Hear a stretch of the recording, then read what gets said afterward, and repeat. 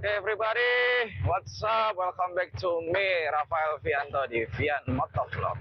Always share the story, share the journey. Hari ini kita mau ngomongin apa lagi ya? Gue lagi pengen coba bahas sharing seputar kehidupan pribadi gue sih. Jadi hari ini kita mau bahas sedikit mengenai bagaimana caranya mendapatkan pasangan yang baik versi Vian Motovlog. Oke, jadi gini, gue nggak bermaksud menggurui, karena pastinya banyak yang lebih hebat daripada gue. Karena ya gue juga bukan masternya sih di bidang percintaan ya. Ya soalnya gue kalau pilih cewek ya sesuai yang karakter gue mau aja gitu. Jadi tapi ini gue share karena gue sudah menikah. Jadi kira-kira gue mungkin bisa share lah beberapa tips gimana caranya sih kalian kalau mau milih pasangan supaya jangan gonta-ganti gitu. Biar kalian satu kali aja udah bisa share ke apa, bukan share sih, maksudnya satu kali aja udah bisa bawa ke merit gitu. Ya sisanya sih perjalanan hidup masing-masing ya, karena kan namanya jodoh kan di tangan Tuhan. Jodoh kalian sampai mana, terus kalian mau pilih jodoh seperti apa, nah itu kan sebenarnya menurut gua itu balik lagi ke pribadi kalian. Tapi gini, gua mau share gimana caranya tips memilih pasangan supaya kalian bisa langgeng sampai merit. Oke, jadi dulu itu gue sama cewek gue itu, sama istri ya sekarang ya. Sama istri itu sekarang gue ketemunya itu dulu di gereja. Kita pelayanan bareng. Akhirnya ya kita pelan-pelan deketin diri. Biasalah PDKT gitu ya. WA-WA-an, bucin-bucinan. Terus ya sudah, akhirnya kita jadi gitu intinya. Nah, terus ada beberapa tips supaya kalian bisa milih cowok yang tepat atau bukan, atau kayak aduh gua sama dia apa enggak ya. Nah, yang pertama nih, terus yang pertama kalau kalian mau nyari cewek, mau nyari pasangan hidup ya, kalian bisa milih orang yang seiman dan seamin. Ya ini penting banget sih, ini harus jadi nomor satu. Kenapa? Karena bisa aja itu kalau misalnya nggak seia dan nggak seamin dan seiman, itu banyak yang harus kalian beresin itu nanti, entah dari kalian berduanya. Pertama sih pasti dari kalian berdua, yang kedua baru dari orang tua ya. Ntar orang tuanya juga nggak seneng lah atau apa karena nggak seiman dan seamin, itu udah biasa itu. Jadi kalau bisa memang kalian pilih yang seiman dan seamin. Kenapa itu begitu penting? Karena ini menyangkut nanti kebiasaan kedua belah pihak. Ini menyangkut kebiasaan adat dan budayanya setempat kalian berdua. Terus nanti menyangkut lagi nanti kalau kalian udah nikah maunya seperti apa. Masa satu ke situ, satu ke sana, ya nggak masalah juga sih, itu nggak salah. Tapi kalau memang kalian nyaman dengan itu ya silakan. Tapi ada lagi nanti anak kalian itu maunya ikut ke mana? Mau ikut ke kalian yang satu mau ikut ke mama atau ke papa? Kayaknya itu bakal jadi sebuah kontroversi ya menurut gua ya. Jadi kalian kalau bisa dari awal itu mempermudah aja, jangan dipersulit. Cari yang seiman dan seamin ya. Kalau udah seiman dan seamin ya, terus misalnya apalagi nih harus ditentuin. Oh ya sudah. Kalau gua sih selalu melihat cewek itu setelah seiman dan seamin, gua melihat karakternya dulu nih. Gue ngeliat karakter. Nah, kalau gue sama istri, karena kami sama-sama pelayanan bareng, jadi gue lebih bisa lihat ini orang karakternya seperti apa gitu.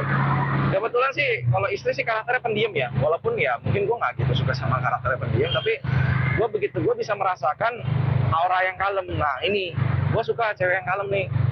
Nah akhirnya gue coba mendekatkan diri pada dia gitu. Nah, gue bisa gue udah mendekatkan diri pada dia, terus gue lihat cara dia memperlakukan orang-orang sekitar, kebiasaan dia seperti apa. Terus, nah kalian tuh bisa dari chatting juga bisa tuh, dari chatting, dari ngobrol. Kalian coba deh kalau ngomong kayak gitu tuh nanti kalian cek, kalian tuh sefrekuensi apa enggak harus sefrekuensi juga sih. Ya deh harus sefrekuensi deh. Ya kalian semuanya harus nyambung lah gitu. Kalau misalnya nggak nyambung gimana ngomongnya? Yang satu ngomong A, yang satunya ngomong B, kan nggak nyambung maksud gue gitu. Ya kalian coba chatting, nanti itu udah bangun relasi tuh. Kalian suka apa enggak sama orang seperti ini gitu. Nah nanti kalau udah selanjutnya kalian lihat cara dia memperlakukan orang lain. Ini penting banget sih kalau gua. Ini poin paling penting adalah kalian poin penting ya dalam melihat karakter adalah kalian lihat cara dia memperlakukan orang lain, termasuk keluarganya. Karena ini penting banget. Gimana ya? asli seseorang itu adalah ketika dia dari udah di keluarganya, sudah dia di masa sulit, nah, di masa yang tidak menyenangkan bagi dia, itu karakter aslinya dia. Nah, setelah kalian lihat apapun karakternya itu ya, mau jelek, mau buruk, mau baik, mau unik atau apa, ya itu terserah kalian nanti pertimbangan gimana. Dan masing-masing orang punya kapasitas untuk menangani setiap sifat buruk seseorang gitu. Nah, jadi kalian lihat, kalau gue sih paling suka lihat karakter pasangan itu dari bagaimana cara dia memperlakukan orang lain, dan bagaimana cara dia memperlakukan orang-orang kecil, seperti orang tuanya, adik-adiknya gitu. Nah itu penting banget tuh, nilai plus banget di gue tuh. Nah kebetulan istri sukanya sayang sama keluarga, terus udah gitu dia sayang banget sama adiknya, sama koko-kokonya. Jadi gue memilih dia karena karakternya itu. Terus dia orangnya kalem, nah itulah. Terus orangnya bisa sefrekuensi gitu. Jadi gue kan orangnya agak legowo ya orangnya. Jadi agak gimana ya udah gitu. Ada orang salah apa ya udahlah, damai gitulah, ngalah aja. Nah kebetulan istri bisa tuh legowo gitu. Kalau ada orang kan yang nggak bisa, pokoknya kalau udah A konsekuensinya B, kalau udah B konsekuensinya C, gitu kan? Enggak, kalau dia enggak. Nah itulah gue bersyukur di situ. Nah jadi buat kalian yang mau cari cewek, ingat poin nomor 1, kalian harus seiman dan seamin. Setelah seiman dan seamin, kalian melihat karakternya, karena itu penting banget. Ya gue bahas aja belepotan sih, tapi mudah-mudahan kalian mengerti lah ya. Terus yang ketiga, jangan lupa setelah kalian sudah seiman seamin, sesudah lihat karakternya, kalian pertimbangin baik dan buruknya. Nah, baik buruknya dia, karena tidak ada orang yang sempurna. Dulu gue pas belum mau married sama istri gue ini, gue juga ngobrol kok sama seseorang yang apa yang namanya, seseorang yang udah nikah, adalah satu namanya, dan dia baik banget sama gue. Dia cuma ngasih tau gini, Bian, dalam pernikahan itu cuma satu, kalau kalian mau awet, ketika lu melihat sifat buruknya, lu bisa nggak kira-kira menerima dan menghadapi sifat buruknya untuk 1 tahun ke depan, untuk 5 tahun ke depan, dan bagaimana kalau untuk 10 tahun ke depan, 20 tahun ke depan, atau bahkan sampai dia meninggal, atau maksudnya sampai kita berdua meninggal gitu, entah siapa dulu yang meninggal lagi gitu, sampai mau memisahkan. Aduh, bahasa halus kasar bodo apa ya. Nah kalau kalian bisa, dia bilang, kalau lu bisa menerima kekurangan dari pasangan lu merasa sanggup, ya udah jalanin. Karena hidup itu tentang bagaimana lu bisa menjalani hidup sama dia, menerima kekurangan dia, dan bisa enjoying life sama dia. Nah itulah akhirnya gue bilang bahwa gini ya, buat teman-teman kan mungkin banyak ya yang nikah karena ya nikah aja gitu kan, terus nggak punya core yang kuat, nggak punya fondasi yang kuat, akhirnya mulai mikir, kok dia kayak gini ya, gue nggak kuat nih sifatnya gitu. Nah itulah masuk menurut gue, ini harus kalian pertimbangkan. Kalau kalian sudah tahu sifat buruknya, kalian merasa bisa nggak gitu. Kalian kalau udah merasa bisa, sanggup, ya sudah silakan jalanin, intinya gitu. Jadi yang pertama, sesudah seiya dan seiman dan seiamin. Yang kedua, kalian lihat karakternya. Ketiga, kalian lihat apakah kamu bisa menerima kekurangan yang baik. Kalau menerima kebaikan gak usah dibahas lah. Siapa sih nggak pengen menerima kebaikan? Gua rasa orang kaya sekalipun, Crazy Rich Asian atau Crazy Rich siapapun senang menerima kebaikan. Tapi nggak semua orang bisa sanggup menerima keburukan. Loh, kalau gitu kan itu sifat buruk bisa diubah. Betul, sifat buruk bisa diubah. Tapi kalau karakter itu nggak bisa. Ada beberapa sifat yang ya kita udah ibaratnya udah berusaha nih menyesuaikan dengan seseorang. Kita berusaha sifat buruk kita kikis demi kebaikan diri kita sendiri. Tapi ada karakter-karakter yang memang jadi udah jadi karakternya dia gitu. Itu nggak bisa diubah. Nah, itu yang harus kalian pertimbangin. Kalau kalian sudah mempertimbangkan hal ini, kalian sudah yakin benar-benar mau sama dia. Nah, yang terakhir nih, kalian jangan lupa restu orang tua.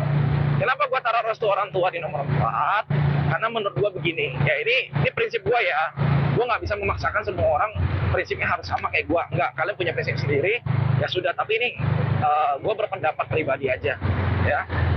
Kenapa gue taruh restu orang tua di nomor 4? Karena sesungguhnya orang tua itu kadang kalau dikenalin sama pasangan kita, dia mau apa nggak maunya itu bukan karena orangnya buruk sebenarnya, tapi dia takut anaknya itu menderita setelah memilih pasangan tersebut berdasarkan penilaian pribadi orang tua tersebut. Contoh, orang tua ketika lihat nih, oh anaknya mageran gitu misalnya, si cowoknya mageran nih, nggak cocok nih sama anak cewek gua gitu. Tapi di sisi lain kan yang jalanin kan si anak tersebut sama pasangannya. Bisa aja memang itu salah satu sifat buruknya. Si anak pengennya si pasangan mageran nih. Tapi si anak lihat bahwa ini dia pintar nyari duitnya, misalnya gitu ya, misalnya doang nih.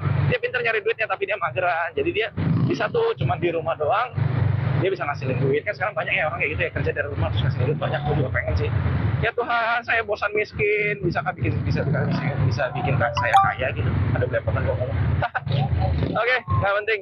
Jadi gitu. Jadi memang kadang kan kitanya harus yakin dulu gitu. Kalau kitanya udah yakin, nanti orang tua tuh ngikut sendiri sebenarnya gitu. Kan karena orang tua tuh basicnya adalah dia cinta sama kita sebagai anak. Dia sayang sama kita sebagai anak gitu loh.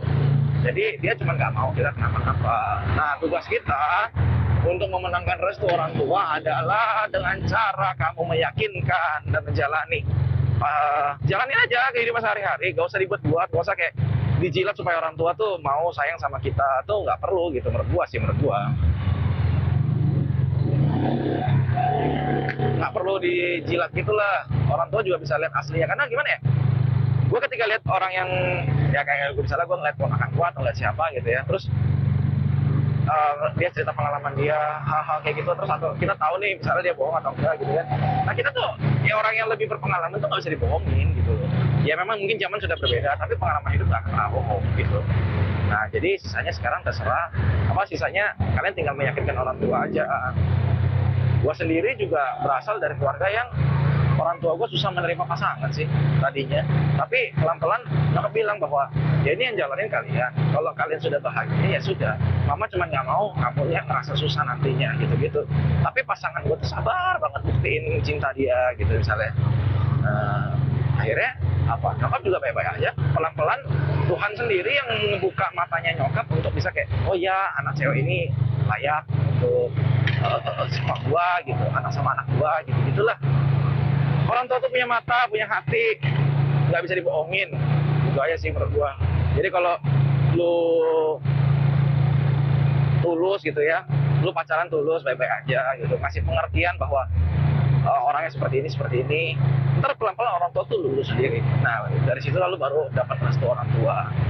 Nah jadi gitu ya teman-teman ya, ini sekedar sharing dari gua, karena dulu gua juga nyari cewek pengennya seiman dan seamin. Kenapa harus gitu ya, supaya memudahkan gua aja sih. Kedua, gua baca karakter, karena gua nggak mau karakternya bertolak belakang sama gua nggak bisa punya karakter yang, karena gua orang kalem ya, gua nggak bisa sama cewek yang mungkin terlalu barbar gimana gitu ya. Tapi kan setiap orang punya kapasitasnya sendiri dalam menangani sifat-sifat orang lain kan. Nah tapi gua pengen cari karakter gua tuh seperti ini gitu. Terus ketiga tadi gua ngasih tahu bahwa cari yang pertimbangkan apakah lo bisa menerima pasangan tersebut apa enggak. Setelah itu baru restu orang tua. Nah gitu. Terus kalian tuh kalau pacaran tuh jangan jaim-jaiman deh, menurut gue sih ya. Ini menurut gue nih, pacaran tuh nggak perlu jaim-jaiman. Tunjukin aja diri lo apa adanya, karena yang baik itu akan bertahan, yang tidak cocok sama kita tuh akan pergi dengan sendirinya gitu. Itu udah apa ya namanya ya, hukum alam lah ibaratnya, disaring gitu. Udah biasa hal seperti itu. Jadi kalian pacaran tuh apa adanya aja. Kalau memang ini maaf kata nih ya, kalau emang kalian punya kebiasaan kentut ya sudah kentut saja. Gue dari pacaran sudah kentut-kentutan kok gitu. Kalau kalian punya masalah kayak suka ibaratnya makan pakai tangan gitu, kaki diangkat, ya sudah, mungkin tapi berjalan waktu kalian bisa penyesuaian. Yang penting dikomunikasikan gitu. Tapi jangan jaim, bener deh. Jaim itu hanya memperlambat doang kenyataan untuk hidup dalam diri kalian. Serius deh. Mending kalian hidup tuh apa adanya aja. Nah, pacaran apa adanya aja. Biarkan waktu yang menjawab kalian cocok apa enggak gitu. Ya, jangan lupa yang terakhir dan paling penting nih, berdoa bahwa hubungan kalian ke hadapan Tuhan tuh dengan baik. Lebih bawa doa aja. Karena Tuhan tuh bisa mengasah kalian berdua gitu loh. Yang tadinya mungkin kalian nggak cocok, dikasih peristiwa-peristiwa biar kalian belajar untuk mencocokkan diri. Sudah gitu doang. Nah kalau kalian udah cocok ya sudah, kalian tinggal persiapkan waktu untuk married. Nggak usah terlalu dibawa ini, karena orang baik itu masih banyak, orang jahat juga banyak, orang yang unik juga banyak gitu loh. people come and go kok. Life must go on. Asik, keren banget bahasa gue ya. Jadi intinya ya hidup harus tetap berjalan. Orang-orang yang akan keluar masuk dalam hidup kita, entah itu supaya menjadi pasangan atau mungkin menjadi jodoh yang teman baik sama kita, jodoh kita, ya kita nggak tahu juga. So buat teman-teman, itulah tips dari gua aja, mudah-mudahan membantu. Kalau ada yang kurang atau mau sharing-sharing, silahkan di DM. Kalau gua ada salah-salah kata, saya minta maaf. Tapi saya hanya sharing pribadi berdasarkan apa yang terjadi dalam hidup gua. Ya mudah-mudahan memberkati teman-teman sekalian. Oke, sampai jumpa di video berikutnya. Terima kasih buat yang nonton. Jangan lupa subscribe, like, komen, dan share ke teman-teman kalau merasa video ini memberkati kalian. Dan God bless everyone.